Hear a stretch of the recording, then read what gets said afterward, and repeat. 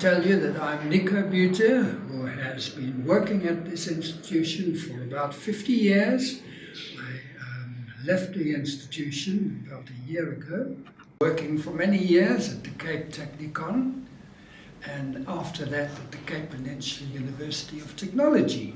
We went through a lot of changes, a lot has happened in the past years, and I started in about 1969, and I worked was at the university until about a year ago. So I've spent about 50 college for advanced technical education. Previously, it was a technical college. We started in the early 1900s at the Salt River Workshops. That's where we had a college, and it developed later on. It wasn't only the railways, but it was an open college. And in 1960, or just around the end of the 1960s, the institution focused on secondary studies. That's why it was called the Advanced College for Technical Education.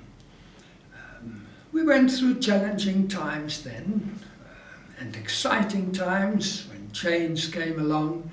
Wonderful changes happened. But of course, for some people it wasn't so happy. There were also some people that couldn't stay at the institution but had to go to other institutions, and many colleges were started as a result of that.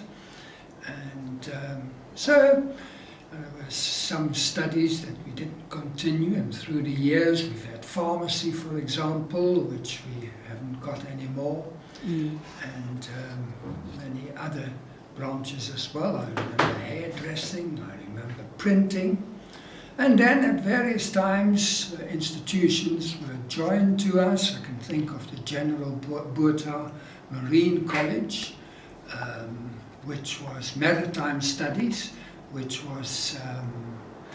became part of us. That is the college, the facilities that we have in Granger Bay. And then of course came the merger between the Cape Technicon and the Peninsula Technicon. And there were many other institutions as well that joined with us. We think of nursing, and we think of teaching, of education colleges that joined us. So we've had a wonderful time and experience. Also, Prof, could you mention how it looked like? Technicon was in Long Market Street. We became bigger and bigger. Facilities were not sufficient, so we moved into buildings in various places in Cape Town.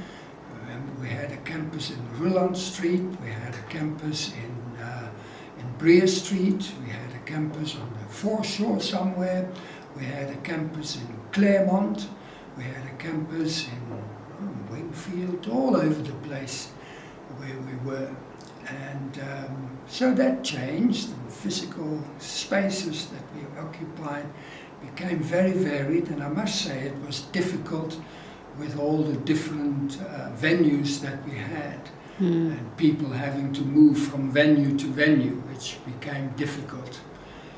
So we looked out for a new campus, and we did start in Zonnebloem in District 6, in the previous District 6, which is now called the District 6 campus. Okay. And that was, of course, quite a challenge. We had quite a bit of political pressure, or community pressure for the spaces that we had, but of course we thought that, well, the place is there anyway, so why can't we use it?